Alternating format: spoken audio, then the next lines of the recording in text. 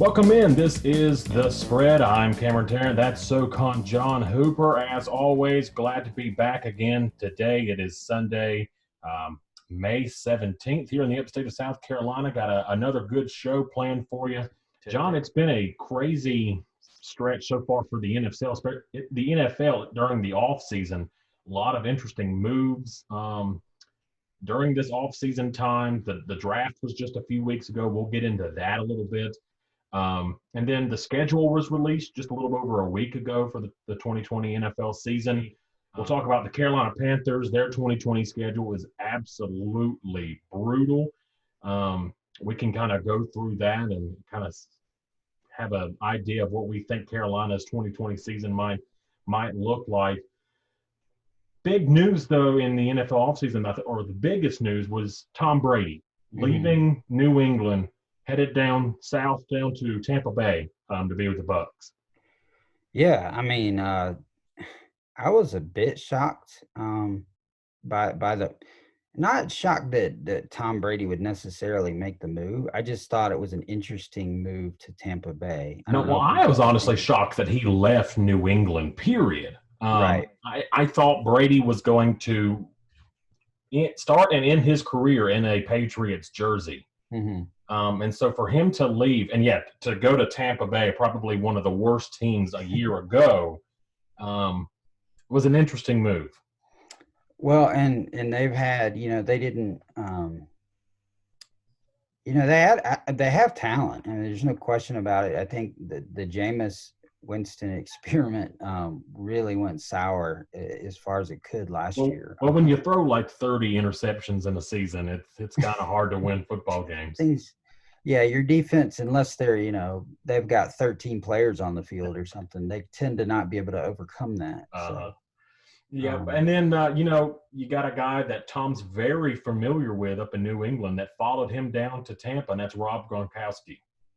Yeah, and that's going to be a cool dynamic to see him back. I don't know, he was retired for a full season, and then decides he wants to come back, and at least he's got one guy that he can rely on. And I'm not too sure about.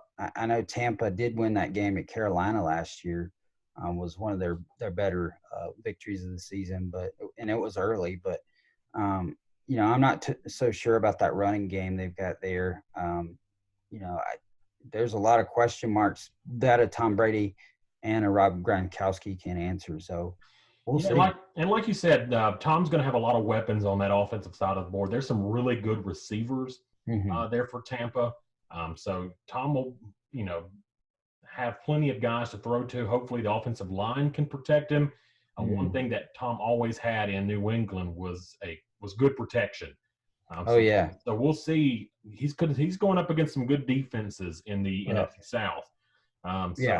So he'll have to have really good protection in Tampa. That'll be interesting to kind of watch this year. As the Panthers parting ways with Cam Newton, who they drafted number 1 overall, or in that first round back in 2011.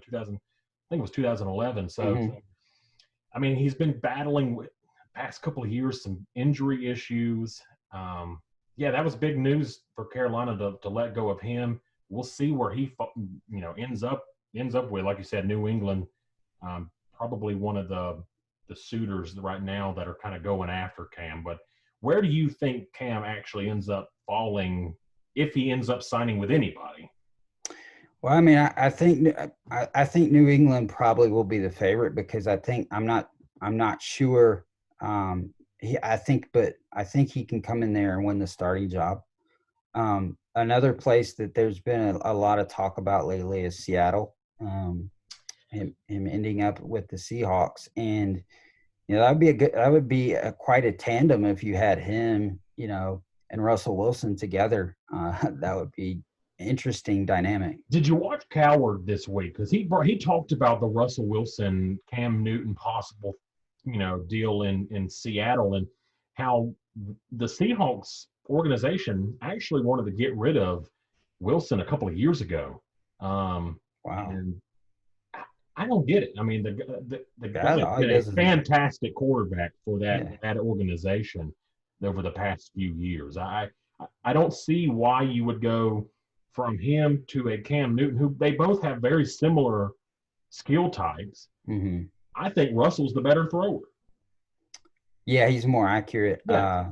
And I would say probably Newton has a little bit stronger arm. Although now with the shoulder injury, I'm not so sure that's true either. Newton's probably the better runner. He's more physical. Mm-hmm. But you've seen that physicality and how he runs, it's taken a toll on him the past few years. It's made him a little bit more tentative, and you can't be. That's one thing you can't really be in the NFL. If you take off running with the ball, you can't. That's a way to get hurt. I mean, quite honestly, I'm not sure what happened with him, but that could have been, played into his injury. And I think Chicago might be a decent fit for a guy like him, because it doesn't seem like the Bears are really sold on Mitch Trubisky anymore. Yeah. So who knows? We'll see where Cam ends up going. Carolina did end up signing Teddy Bridgewater as supposedly going to be the guy next year at quarterback. How similar do you think he is to Cam Newton? And I think of Teddy Bridgewater as being kind of a mix between Lamar Jackson and Cam Newton. I think Teddy's got maybe he's not got as strong of an arm as a guy like Cam. I think he's definitely more accurate than Lamar. He can run for sure. Lamar's definitely probably the better runner. Oh yeah. Out of any of those three. I don't know. I would say that Teddy probably will fit the system a little better. With a guy like McCaffrey in the backfield now, it kind of takes a little bit of the pressure off of Bridgewater.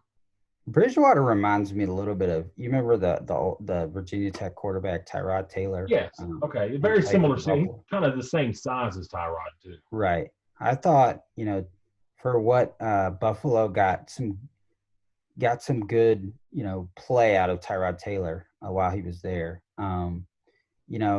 But he didn't put up, huge numbers. But he didn't make a whole heck of a lot of mistakes either. So I think I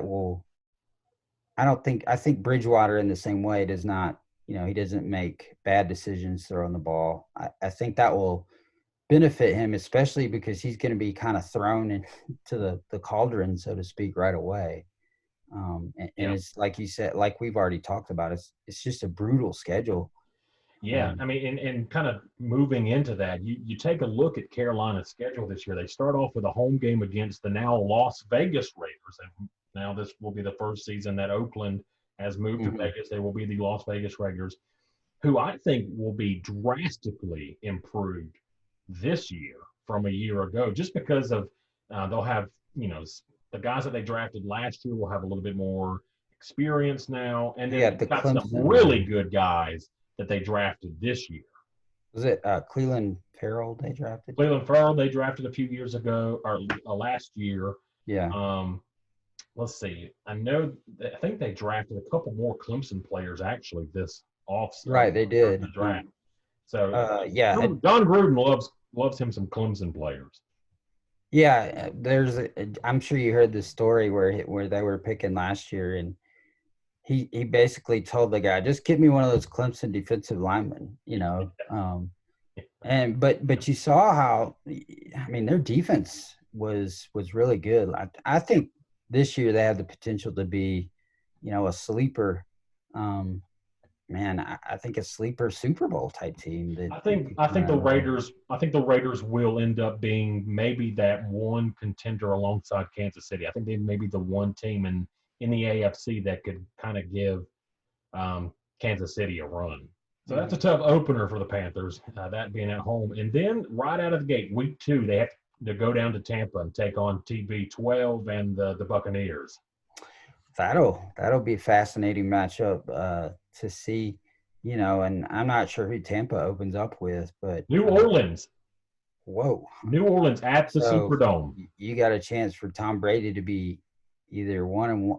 I'm imagining it's going to be a tough 2 games. They could very well end up being 0-2 or 2-0. So that'll be fascinating to me. And the Panthers could also be in the same boat as they could be 0-2 if they lose that game. Yeah. I mean, Carolina, just the fact that they've got to play 6 games against. You got 2 against Tampa, 2 against New Orleans, and 2 against Atlanta. You got to face Tom Brady twice. You got to face Matt Ryan twice, and you got to face Drew Brees twice.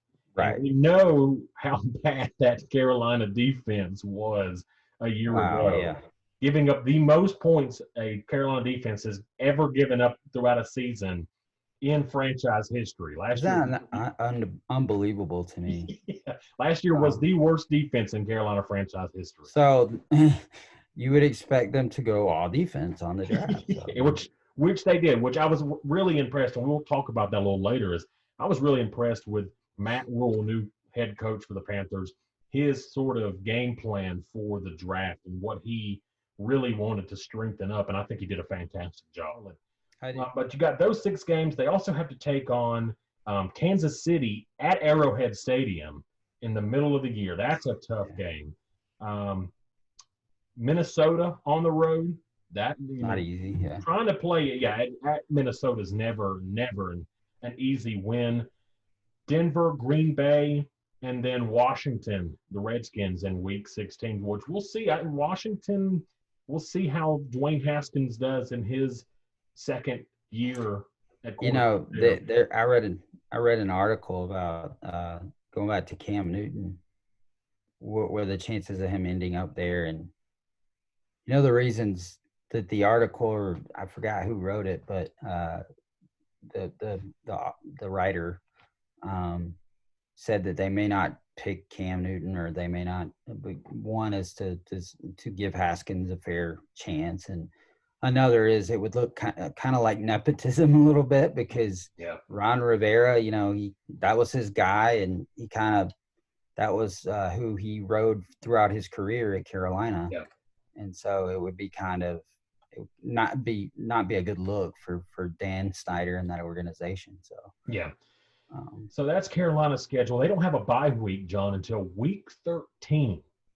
It's the latest bye week for any team in the NFL. Them and Tampa Bay both have bye weeks at dawn. Better have an iron 22, so to speak, for injuries, and they're going to be exhausted by the time that Week 13 comes around. And then the good news is they only have 4 games to close the regular season out. So if they can make it to Week 13 in a good, what would their record need to be, you think, through 13 games? Through the first 12 games. Yeah. Looking at their schedule, let's see if they could get a win against Vegas. They have a game at the Chargers. You'd think maybe they could get that one. Arizona at home. They should get that one. Chicago, possibly. If they can steal one, they have Atlanta twice and Tampa Bay twice. If they can steal maybe one of those of each, if they can beat Tampa once or beat Atlanta once. Detroit at home, you'd think maybe they could pull out a win there. I think through the first 12, if they can get 6, if they can be 6-6 through those first 12, they got a legitimate. There's a legitimate chance that they could go 3-1 on the last half, maybe get to 9-7 and squeak in as a wild card. Mm-hmm. Yeah, I could see that. And that division, I'm interested. Will New Orleans be, what they have been? It's. I would assume they would, if I were not even having looked at anything, they would be the favorites right now in the division. Some good Monday night games this season as well. There's a really good one, Week 2, New Orleans and Las Vegas. That'll be a very good Monday night football game. You've got Baltimore and Cleveland, Week 14, depending on how Cleveland looks Baker Mayfield, depending on how he looks, that might be an interesting one. How about the Rams and the Bucks, Week 11? That might be an interesting Monday night game. That'd be a rematch of what was it, like the 2005 or 4, like NFC Championship game? Joe Burrow will get his first taste of primetime football when he takes on the Steelers on Monday Night Football, Week 15. Yeah, That'll be good.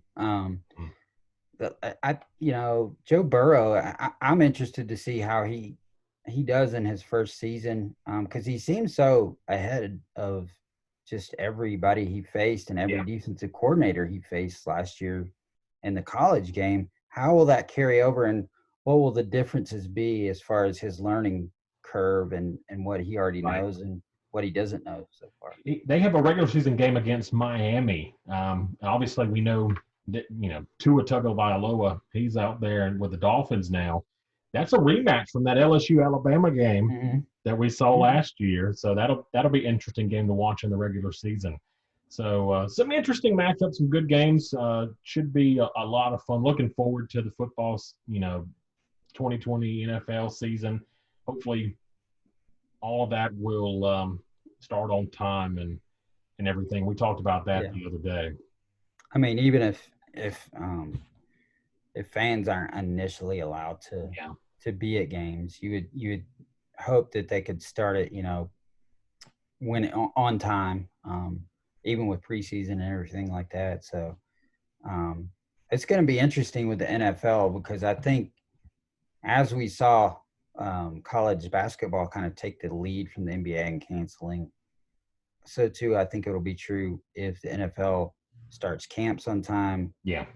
and things like that. That's only going to bolster, what I think got a pretty good vote of confidence on Friday, that there will be a college football season. We just don't really know what that means yet, if it's going to be delayed or if it's just going to be conference games or if it's going to start on time. So we just know that probably there is going to be a season. Absolutely. Well, John, let's kind of dive into the draft. We can kind of talk about each team, if kind of our thoughts, kind of some of the highlight players that were drafted and things like that, kind of where we thought each team's draft, and if they did poorly, or if we think they had a really great draft idea like that. But we'll start with the team that had the number one overall pick, and that was the Bengals.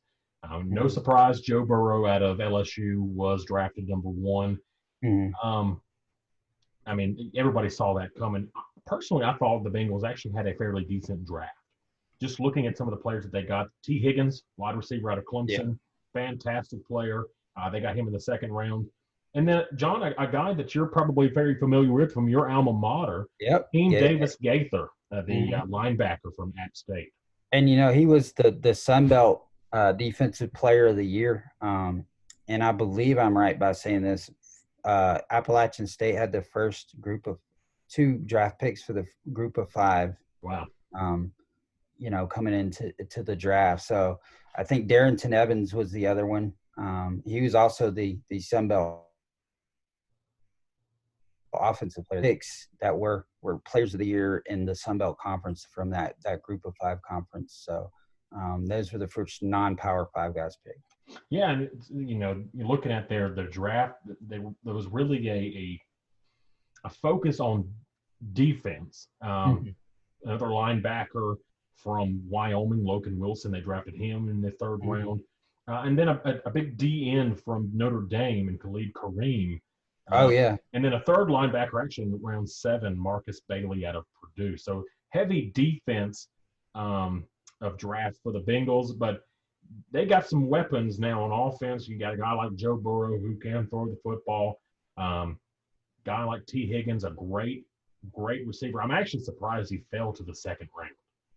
Well, yeah, I with his athleticism and his speed, and he was it against Alabama. He had such a great catch in that game a couple of years ago, I think, and it's just I think he's a guy that can be a difference maker right away. And in Cincinnati, I'm not sure exactly what their problems were. When Andy Dalton was the quarterback, and they had some injury issues. They haven't been able to run the ball, especially well, and I think that's part of the problem. And just looking at some of the quarterbacks picked, Justin Herbert's the guy we really hadn't talked about from Oregon. What chance does he have to come in and kind of unseat the heralded guy there and for the Chargers and be the starter? Yeah. I mean, I don't know. Who was Philip, starting? was it Philip Rivers? Philip is gone now.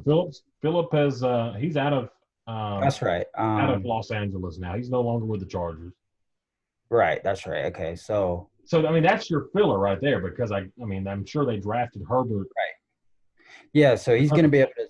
He's going to be one of those guys that has to step in and carry the franchise right away. So, um, I mean, it's interesting because they've never had. I always find that one of the interesting transitions for an NFL franchise or any franchise that's had a good player for such a long time, like a Tom Brady at New England. It's almost shocking to not see that guy, under center on the first week of the season, the first preseason game. What's the reaction going to be, and what's the new leadership going to be like having a new guy there that's asked, such a young guy that this has to come in and guide this Chargers team that Denver, the Broncos, other than a couple of guys, didn't I'm not impressed. They really good wide receivers and got some speed. Jerry Jeudy Yeah. and KJ Hamler, two guys that they got to as outside weapons that are both really, really fast. Jeudy is the one that kind of sticks out to me. I think, offensively, their draft is decent. I think where you're probably looking at is they, on the defensive side of the ball, they didn't really, draft guys that were household names or guys that you might think, but maybe they know something more than we do. Yeah. They did take a kid from North Dakota State, the defensive end Derek Tuska, which I thought was their best pickup on the defensive side of the ball, because I think he's a guy that put up some great numbers at, as you know, at the football factory that is North Dakota State. I'll be interested to see if he pushes, perhaps for a two deep job right away, because he's that good. And then the final team in the AFC West, we talked about the Chargers, but the Raiders had a fantastic draft. I mean, you go Henry Ruggs and Damon Arnett, the cornerback from Ohio State. Henry Ruggs is one of the other wide receiver weapons from Alabama. Those are your first two picks there in the first round. You could just stop right there. And then they get Lynn Bowden, the wide receiver, quarterback, running back, just whatever you want to call him. Whatever you want to call him from Kentucky. Yeah. Brian Edwards, a really good wide receiver, probably the best offensive player on that South Carolina team from a year ago. Tanner Muse, safety from Clemson. They get John Simpson, a guard from Clemson. I mean, just overall, John Gruden has drafted some really good guys for this Raiders team over the past few years.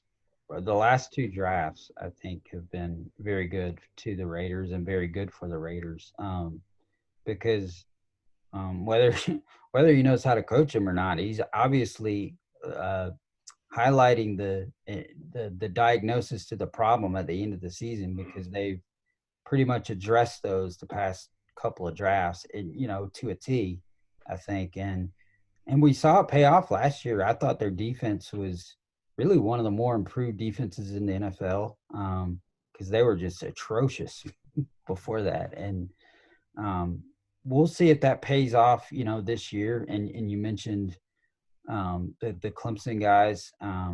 Not really a surprise there. I'm glad to see, was it John Simpson you mentioned? Yeah, John Simpson, the guard. Okay, yeah.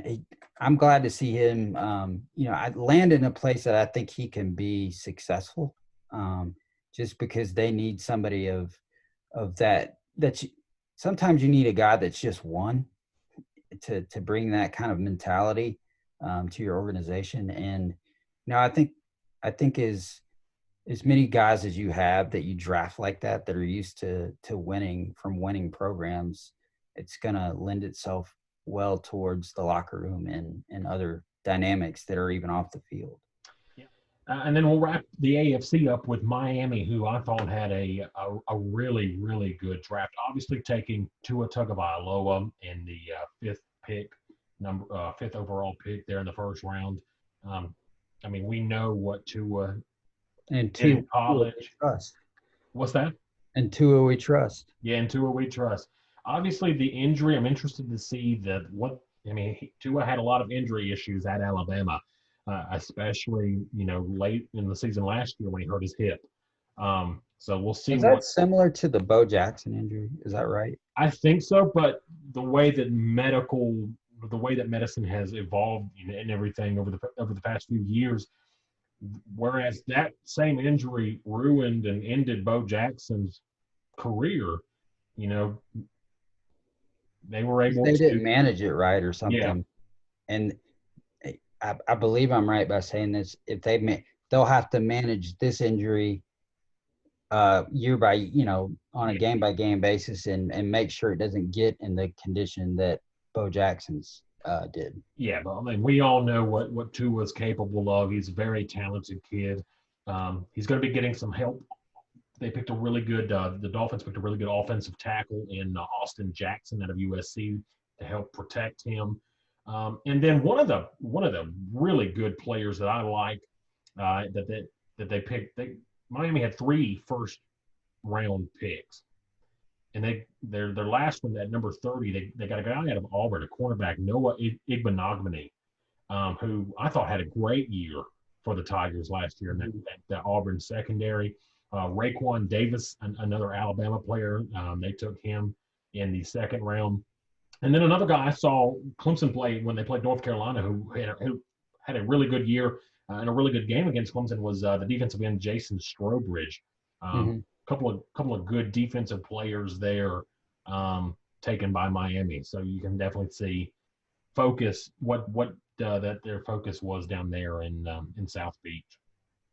Yeah, defensive side of the ball was, last year they were decent offensively. I mean, they weren't awful. It was just the defense couldn't stop anybody there for the first like 8 weeks of the season. So Dallas, Dak Prescott's going to be having he had some weapons around him now. Not only does he have Zeke behind him, but he's going to have CeeDee Lamb to throw to, which no excuses this year, right? yeah, I mean CeeDee Lamb, dude, this guy just absolutely crazy Like fast. Good hands.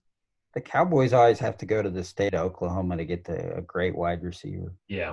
Like They got another Oklahoma. They actually loved some Oklahoma players in this draft. They took Neville Gallimore, defensive tackle from Oklahoma. Here's a guy. Here's interesting, John. I want a little note on this kid from the FCS. Ben DiNucci, quarterback from James Madison. Wow. Him in the 7th round. Wow. James Madison fans would hate that pick, but I actually thought the guy was a decent quarterback. I didn't understand what he was doing near the end of the game there in the national championship, but I think it's he's a guy that if memory serves me correct, he transferred into James Madison from a bigger program, maybe a North Carolina or somewhere like that. But he ended up having a really good career, saved those games against North Dakota State, and they've made plenty of quarterbacks look human.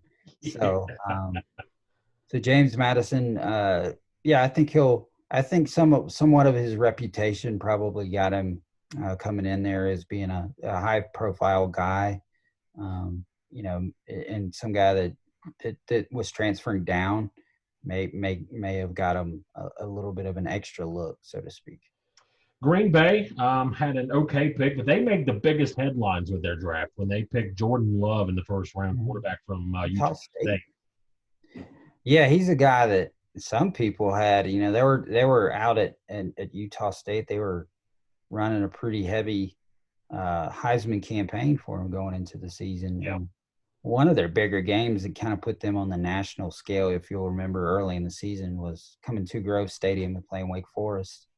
And it was kind of a national game and a chance and he actually did have a very good game, but Utah State ended up losing, I believe, in overtime. But yeah, he to have won the Heisman, he probably would have had to, just gone undefeated or something, Yeah. which they were capable of, even though they had a little bit of a disappointing season. But yeah, it's one guy that everyone was hot on though after the season and his progression throughout the season. He just skyrocketed kind of up the draft boards, and he came really from obscurity to now being the guy that could he replace Aaron, could he be the guy that replaces Aaron Rodgers and kind of succeeds that dynasty there. But let's really talk about, and we'll end it here, John, with the Panthers draft. Because we both felt like Carolina had probably one of the better drafts out of any team in the league. And the first time any team has ever picked all of one side of the football. Carolina did not draft a single offensive player. They went all defense, which they badly needed. Well, at first you were like, what are they doing? And then you look at, and then you're like, oh, I forgot about how bad they were last year. And, they really have problems at all three levels, but I think a lot of it had to do with an aging defense, one that was a little bit past its prime, maybe. Yeah. They had some young guys in the secondary that were pretty good, but, for the most part, that defense is really the last 2 years has been on its decline for if you look at the front seven, really. Yeah. And then you have Kuechly with the unfortunate, getting another, I guess, concussion and has to retire. That was one of the, kind of guys that had been there to kind of build around, but now he's not there anymore. And so now you've got even more of a case to be made to try to draft more guys to shore up, and not only you're starting 11 on that side of the ball, but also depth wise. I think the best thing that they did, those first two draft picks Carolina took, Derek Brown, defensive tackle from Auburn. This is a just beast that just in the middle of that defense. And then Yetur Gross-Matos from Penn State. I mean, these are two defensive linemen that can absolutely just wreak havoc on an offensive line. Takes two guys to block the guy from that. Absolutely. Derek Brown, big guy. Yetur Gross-Matos, really good hands. Good. He's fast off the line. So I thought those were really two really good picks. You like the pick out of Southern Illinois, Jeremy Chin. The safety from Southern Illinois. Here's a guy that probably wasn't on a lot of teams' radar. Yeah, he's a guy that was on. I know when I voted for the All-American lists for FCS, he was one of the guys that stuck out to me just because of his sheer numbers that he put up. Just a very good, and he's from a program that's, been good in the past. Like I said, they produced a Brandon Jacobs, a running back that backed up Ron Dane for a long time. So they've had some successful guys come out of there and be successful at the next level as well. So this is another case of it. That's a really good conference. And you'll notice most of the FCS guys that were picked were from, the Missouri Valley or the Colonial Athletic Association, which are now the two best FCS conferences. And for Chin to have the season he did in a season that didn't see Southern Illinois, they just missed the playoffs, was pretty significant for him because I think he ended up leading that conference maybe in interceptions, if I'm not mistaken, and just really all over the field. He amassed a number of tackles behind the line of scrimmage as well. They also, to go along with Derek Brown and Yetur Gross-Matos on the defensive line, they drafted that big old just mountain of a man, Bravian Roy from Baylor. I mean, these three defensive linemen that Carolina and Matt Rule that pick, I mean, that's going to be probably one of the toughest. That guy takes up like the whole line. Yeah. He's absolutely massive. Yeah, he is a huge kid. So overall, I thought a very good draft for Carolina. Hopefully that kind of shores up some of the needs on the defensive side of the ball. Obviously, it's going to take some time. These are young guys. It may take a year or two for them to really develop the way they need to. But honestly, is there any feeling here that you could have gotten a couple of offensive linemen for Teddy Bridgewater? Maybe. But I think Matt Rule's biggest concern was fixing that defense, and maybe they can make some make some trades or something somewhere and get some sort of offensive lineman at some point. Maybe get a free agent or something like that during the rest of the offseason this summer. I don't know. So, but I thought drafting the players that they did was perfect. Exactly what Carolina needed. And hopefully they can play better defense this year. Yeah, it was it was hard to watch, at times last year. And part of that, I think is just the defense was put in a lot of situations because of the inefficiency of the offense. It went down. That is probably unfair in a lot of ways to throw it all on them, but it was, a bad season defensively. Yeah. And, I think it wasn't a particularly good season on the offensive side of the ball outside of Christian McCaffrey. Yeah, absolutely. Absolutely, John. Well, it's been a pleasure, man. Good talking with you. We'll talk again later. For SoCon John Hoover, I'm Cameron Tarrant. This has been The Spread. Thanks for watching The Spread podcast. You've just seen the highlights from this week's episode.